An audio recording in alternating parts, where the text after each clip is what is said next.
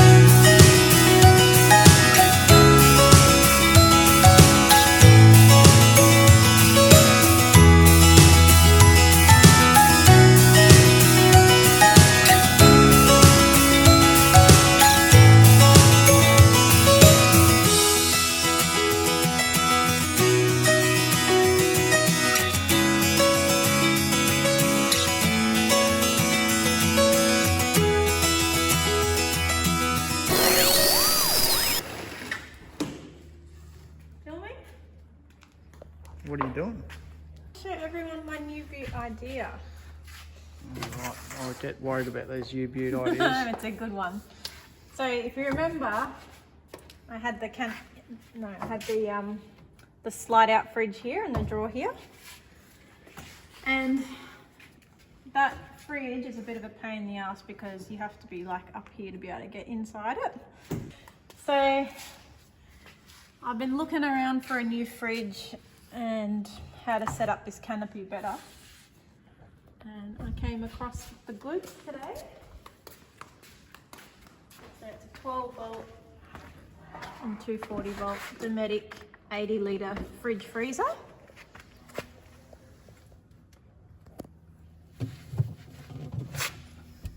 It's a decent size in there, isn't it? It's from Anaconda. No, it's $1,239. So that's that. So now we're going to try and install it in here, and I'll have a new setup. All right, I'll leave you to it.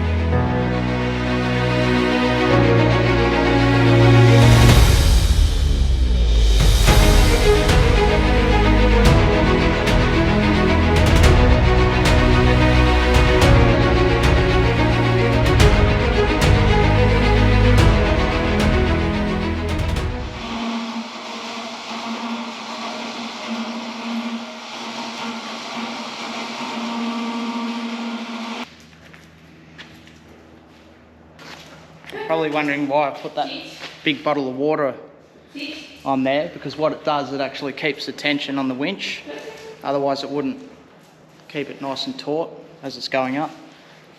But I mounted this so then I can just put the rooftop tent on and off the car, of course, and now we're selling the Hilux and it's going on the Nissan until we get something more surprising.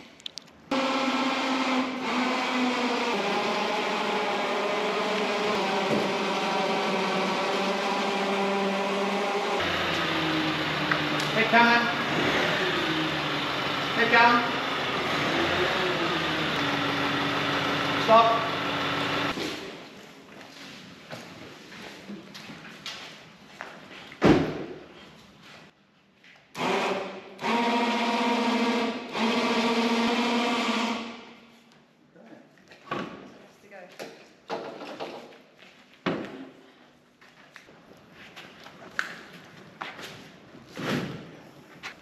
Happy days. The great thing about the winch is that you can put it in place, drive the car under, position it where you need to, rather than trying to have, you know, a couple of guys trying to lift it up. And you've got a bit of play, a bit of room.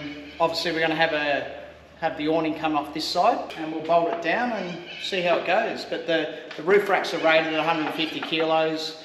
The canopy is rated at 150, I believe. So, and the rooftop tent weighs around 95 kilos, I think, doesn't it? Something like that. It was 70. 75 maybe. Yeah. Anyway, probably 95 when I get in it. Okay, so just the Rhino, normal Rhino mounts that slip in. The ones with the springs on are great because what it does, the spring loaded ones hold it into position like that. And I can push that right in there and then it's easy to put the bolt on straight through. So the spring loaded ones are the way to go, which I haven't seen many about. Usually they don't come with a spring. But yeah, I was fortunate enough to have these on the Hilux. But this is just to get us by our next trip before we get the caravan. You don't look impressed. What are we doing? Just another day at the office.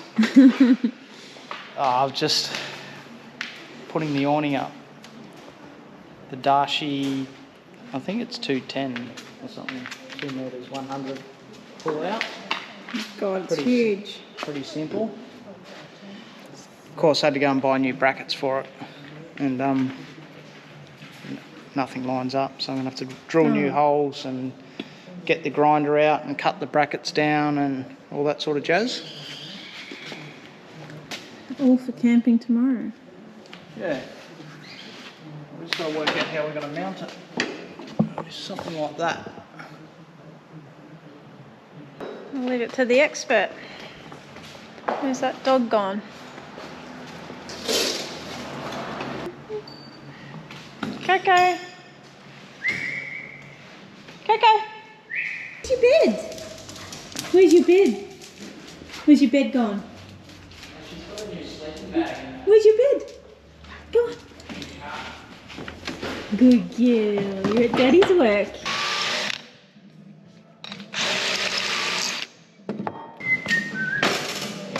That's one done. Number 2. So the idea behind these is little grooves here, and they go inside your Rhino rack, like such. And then the bolt will go through the top and do it up, and it'll clamp hard up against the Rhino rack. Just get back to work.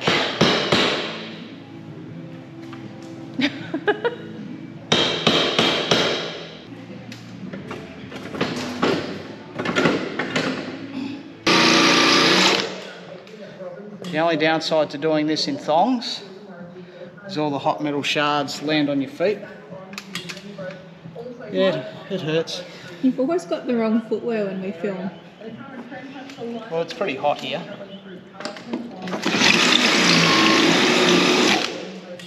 You can stand on that.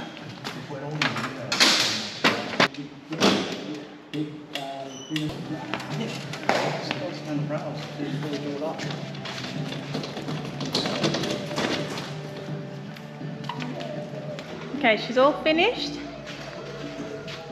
You did a very good job as usual. With a mouthful of chocolate. Your chocolate. The zip's always going there, so I just put the old cable tie in there, or you can just get a shoelace or something. So it covers the whole canopy and a little bit more. Right, Pekka.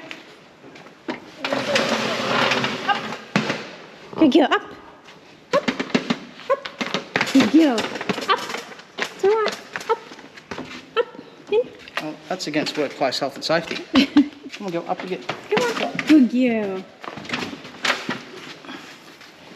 Good job.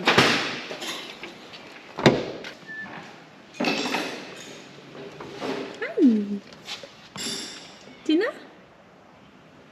Dinner time?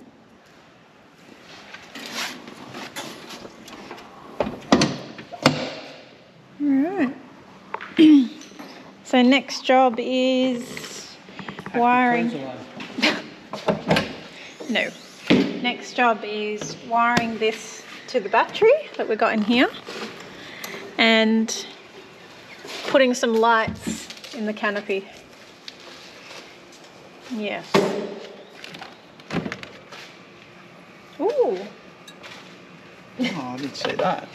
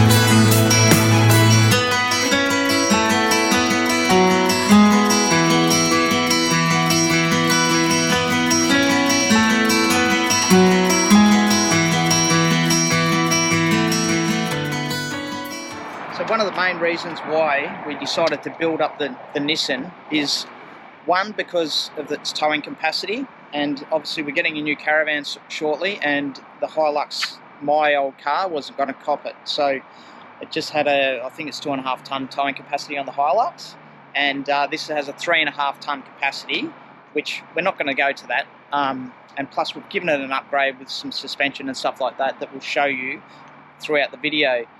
Now, it's a bit of a shame that I had to sort of pull everything out of the Hilux to put on the Nissan, but that's what we've done. So we've gone the rooftop tent, the AluCab, we've put some Rhino racks on there as well that holds the rooftop tent, obviously, and that's rated, I think the AluCab is about 75 kilos, and the roof racks are rated at 150, so we're quite within our capability there. We've put a winch on the Nissan, and this is just to get us out of any trouble if we get into trouble with our caravan. we'll probably do a fair bit of off-roading stuff as well.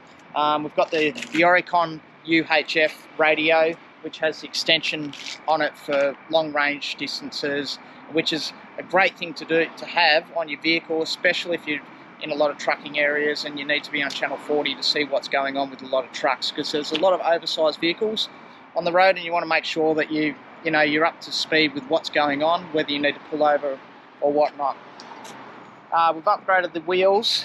We've gone the Coopers. The Coopers all-terrain. Laura wanted the Coopers. I actually like BF Goodrich because I've always had BF Goodrich, but at the end of the day, I think these ride really well. They're not as lumpy, and they actually ride quite well. Now, initially when I first hopped in the vehicle, it was very bouncy. The front end was sitting right up, and I suggested to Laura perhaps we start off with some airbags, and we'll put some airbag mans in there. And the reason why we just went down that track is because of affordability. It was a quick fix, and we needed to do it straight away because Laura had her old caravan, she was towing that, and we just wanted to make sure that we had the two front wheels on the ground at all times because it was quite hairy in a few situations.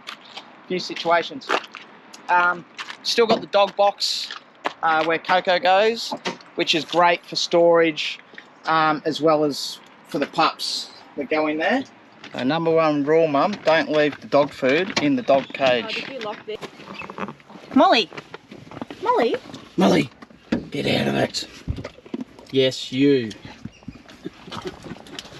Oh, dear. You naughty girl. You're flying the nerves. That. And we've got some dog vents as well, so we open those up, and we've just velcroed some plastic on there, and we might change that down the track, but we'll just see how that goes. It seems to work okay for now. It does get a little bit of rain in there when it pours down. Now we'll go inside the canopy, and this drawer system was in the Hilux, and what we've done, we've put it in here, and it's fantastic. I mean, it's got the drawers, the table, plus the drawer. It all pulls out together, so you can have it all out. You can make your lunch, make your dinner, put it back in. There's ample room in there, and you can pretty much divide it how you like. We're still sort of getting there with how we put everything in together, but it seems to work quite well. Now, it's a non-negotiable not to have. We had to have a coffee machine. I mean, that was first and foremost. So what we've done is we've gone just the Aldi coffee machine. Seems to work quite well with the 2000 watt inverter, and it does the trick. Not to mention you can charge your laptops and things off that, or any drone equipment or anything like that. Another one great thing that we love is the travel buddy. It's fantastic for when you're on the road. You're sick of pulling into service stations and buying food. You can put toasted sandwiches in there. You can put a little roast in there for dinner, and you get up to your destination and bang, it's ready to go. So fantastic bit of kit this, and quite affordable. I mean, I think they're only about $250 or something like that. So Australian made, love it. Works really well. We just put some foil in there to keep it all as clean as possible. The only one thing I will say, that'd be good if it had a little clip here to stop the door, because if you are doing some four-wheel driving, sometimes that comes open. Like, it's pretty tight, but if you're going quite bumpy, it sort of pops open sometimes. We've got the 12 volt cigarette port in there, and also there's a USB in the inverter as well, so that's very handy. Alright, moving to the back of the vehicle. It's very handy having this here because, one, when you're at the fridge, if you're parked on the side of a road, you're not standing out in traffic, or vice versa if you're on the other side. It's easy to get to, unless you're towing a caravan or something like that. It can be a bit tricky, but quite compact. The fridge is all there, all hooked up to the battery system. Now we're running the Red Arc DC to DC charger, and this is a lithium battery. It's in a battery box, and this is a 200 watt lithium battery. It's an inverter, and we love it. It doesn't drop charge very easily. It goes all the way down to 0%, still gives you plenty of power, even if it's down to 0%, and you're quite capable to run it down there. We have obviously the main battery running in, and then this runs our lights, the Grey Anderson, and then here is an outlet for our solar panel that we're about to put up. It just has a little circuit breaker here that you press that if that goes off. We've got the cage in there moving around, and here's our storage side. So this is a navigator organizer, quite good. It does the trick. It's nice and neat. Everything's sort of out of the way. It works well. On this up here, we've wired in some lights. So we've got the nice bright white lights on this side, and on the other side where we camp is the orange lights.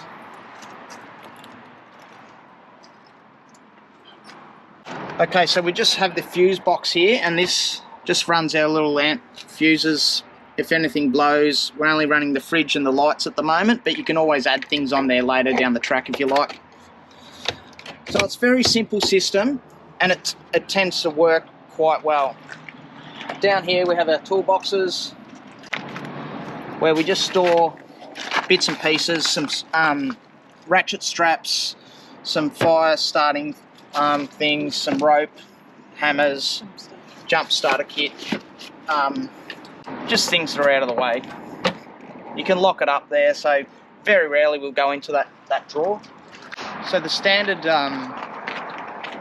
GVM on the Nissans is 2910, I believe. So we've gone the upgrade, the GVM upgrade, and that's brought us up to 3070, which only gives us 160 payload. But 160 is 2 people, so it's actually worthwhile doing. And not to mention, the car actually drives a lot better and feels a lot better around corners, and doesn't tend to roll as much. And obviously not as bouncy and bumpy as your standard suspension.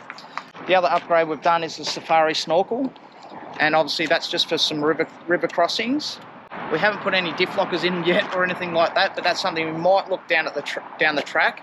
At the moment, the vehicle is just really for towing the caravan at this stage, and down the track we're actually looking at getting something else that's in the pipeline. We'll tell you a bit about that later on in another episode. Pop the bonnet. Pop the bonnet. Put some recovery points. I find whatever you do, don't use the factory mounted recovery points. It's not going to work. It's actually quite dangerous to tow from there or to pull yourself out from there. So always try to get upgrade your recovery points to some ARB ones, or I'm sure Ironman do them as well. I think we did get Ironman, didn't we? Yeah. Everything's Ironman. Everything's Ironman. I used to have everything ARB, but Laura's gone down the Ironman track. Right. And when you put a snorkel in, there's no point putting a snorkel in if you don't put diff breathers in. And basically what that does is stop water getting into your diff, your front and rear diff. It's very important to get those put in. It's a small job, it doesn't cost much at all, maybe a couple of $100, but well worth it. We're heading to the Australian outback, and it's very vast, very remote. And one thing you don't want to do is get dodgy fuel. So we've upgraded the fuel catchment, fuel filter. That will catch any contaminants and will stop that getting into the engine and ruining the injectors and all that sort of stuff. Well, there you have it. Thanks again for tuning in. We love your support. We love everyone commenting on our channel, and it gives us plenty of inspiration to go and tour the rest of Australia. And we're going camping this weekend to Wilson's Prom, so we do have more videos coming up, and Stay more camping tuned. in the rooftop tent. If you haven't subscribed, please do so. It helps us grow, and we love to bring you on the journey. Take care. Thanks for watching. I forgot to mention about the rooftop tent, how just remember when you're driving around with a rooftop tent on, not to back it in to a pergola or a carport. Because that's what Laura did the other day. Oopsies. Yeah, oopsies, alright. Poor carport.